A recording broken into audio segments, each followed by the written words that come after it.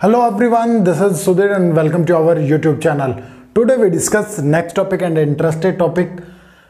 Agriculture का हम discuss कर रहे थे बेटा आपको सब्सिस्टेंस एग्रीकल्चर, और हमने पार्ट 1 डिस्कस कर लिया है और पार्ट 2 के अंदर हम डिस्कस करेंगे इंटेंसिव सब्सिस्टेंस एग्रीकल्चर।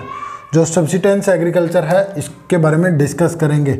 ये पार्ट नंबर 2 है हमारा। फर्स्ट आपको मिल गया होगा प्रिमिटिव सब्सिस्टेंस एग्रीकल्चर है, वो हमने कराई है बेटा। देखिए ये इंटेंसिव सब्सिस्टेंस एग्रीकल्चर है, ये उन स्थानों पे की जाती है जहाँ पे पॉपुलेशन है वो ज़्यादा और एरिया कम हो। एक बात याद रखना, जहाँ पे पॉपुलेशन है वो ज़्यादा है और जो एरिया है वो कम है, वहाँ पे ऐसी जो एग्रीकल्चर है वो की जाती है। ये तो हो गया बेटा आपका एक। देखिए एक पॉइंट हो गया। और मॉनसून एशिया, और ये कहाँ की जाती है ज़्यादातर, जो मॉनसून जो एशिया है उसके अंदर। मॉनसून एशिया के अंदर कौन कौन से देश इंक्लूड हैं? चाइना है, इंडिया है, पाकिस्तान, बांग्लादेश, जापान, ये इंक्लूड है। और इंटेंसिव सब्सिस्टेंस एग्रीकल्चर के 2 टाइप्स हैं। कितने टाइप्स हैं बेटा? 2। इनके बारे में पढ़ेंगे। एक तो होता है पैडी, मेन पैडी है, और एक है नॉन पैडी। पैडी के अंदर जो मेन जो क्रॉप होती है वो होती है राइस। मेन क्रॉप कौन सी है? राइस है। राइस के अलावा और भी हैं वो उगाई जाती है, पर मेनली जो क्रॉप है वो है राइस बेटा। ग्रो पॉपुलेशन, जहाँ पे पॉपुलेशन है वो ज़्यादा है बट एरिया है वो कम है। जो पैडी इंटेंसिव सब्सिस्टेंस एग्रीकल्चर है वो उन स्थानों पे की जाती है जहाँ पे पॉपुलेशन ज़्यादा है और एरिया कम है। ऐसे स्थानों पे ये इस प्रकार की जो कृषि है वो की जाती है ताकि जो पॉपुलेशन है उसको खाना है वो प्रोवाइड हो, उसके जो फूड्स हैं वो आसानी से प्रोवाइड है वो किया जा सके। यहाँ पे ऐसे इसलिए की जाती है कि जो पॉपुलेशन है वो तो ज़्यादा है और एरिया कम है, तो हमें कम एरिया के अंदर ज़्यादा प्रोडक्शन है वो चाहिए, तो rice is the best crop.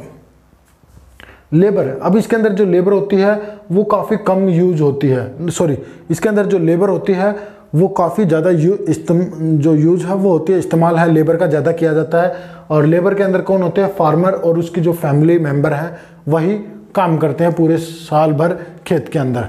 जब तक ये फसल तैयार कट नहीं जाती, हार्वेस्टिंग नहीं हो जाती, जब तक जो फार्मर है और उसकी जो फैमिली है वो काम करती है।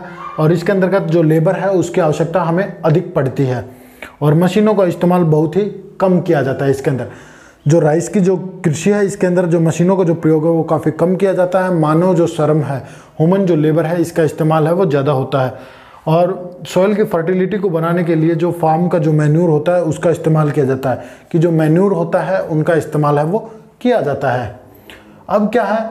Yard per unit area is high, कि मतलब देखिए जो एरिया के अकॉर्डिंग तो जो पॉपुलेशन जो प्रोडक्शन है वो ज़्यादा होती है।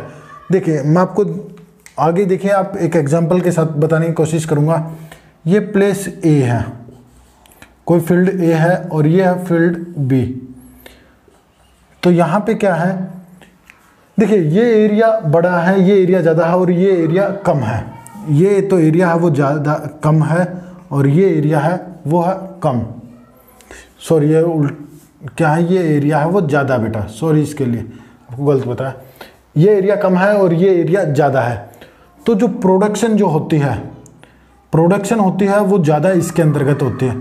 प्रोडक्शन ज़्यादा होती है और प्रोडक्शन इसके अंदर कम होती है। एक चीज़, इसके अंदर जो प्रोडक्शन है वो ज़्यादा होती तो है पर पर्सन इसके अंदर जो लेबर है उस सपोज कर लीजिए ये 1 हेक्टेयर है और ये 2 हेक्टेयर है। ये 2 हेक्टेयर है, ये 1 हेक्टेयर है। 1 हेक्टेयर के अंदर जो प्रोडक्शन है वो ज़्यादा होती है और इसके अंतर्गत जो प्रोडक्शन है वो कम होती है। एक चीज़। दूसरी चीज़ बेटा क्या है कि इसके अंतर्गत तो आपको 10 जो लेबर है वो काम करते मिलेंगे, 10 जो लोग हैं वो काम करते मिलेंगे, और इसके अंतर्गत आपको केवल 5 लोग हैं या जो लेबर है वो काफ़ी कम देखने को मिलेगी। तो यहाँ पे एरिया के अकॉर्डिंग तो ज़्यादा होती है और पर पर्सन कम होती है। ये याद रखना कि अकॉर्डिंग टू एरिया की हम बात करेंगे तो इसके अंतर्गत जो प्रोडक्शन है वो जो हाई होती है बट पर लेबर प्रोडक्शन है वो लो होती है। क्योंकि देखिए 1 एकड़ के अंदर मतलब 1 हेक्टेयर के अंदर 10 लोग काम करते हैं, यहाँ 2 हेक्टेयर के अंदर जो लेबर जो काम करती है वो केवल 5 ही करती है। तो इसके कारण तो क्लियर हुआ बेटा आपको। ये इसके कुछ फीचर्स भी थे जो मैंने आपको साथ के साथ करा दिए। Non paddy intensive subsistence agriculture.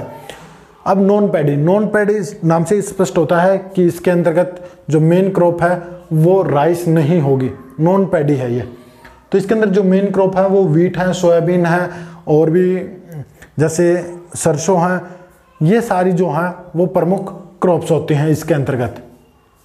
Rainfall is not sufficient, और इसके अंतर्गत जो रेनफॉल है वो सफिशिएंट नहीं होती, इसलिए इस प्रकार की जो कृषि है वो की जाती है। यदि जो रेनफॉल वो सफिशिएंट होती तो हम यहाँ पे पैडी की ही एग्रीकल्चर है वो कर सकते थे। तो यहाँ पे क्या है कि जो रेनफॉल है वो सफिशिएंट नहीं होती, जिसकी वजह से हमें और जो कृषि है वो करनी पड़ती हैं।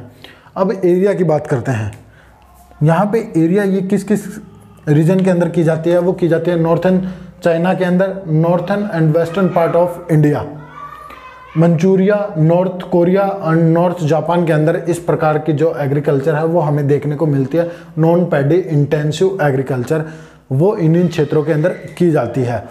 तो बेटा आज के लिए बस इतना ही था। अगली वीडियो के अंदर हम मिलेंगे, एक अलग टॉपिक है वो है प्लांटेशन। जो प्लांटेशन है उसके अंतर्गत आपको मिलेंगे और काफ़ी इंटरेस्टिंग टॉपिक है वो भी, और ये जो टॉपिक था वो हमारा कंप्लीट हुआ।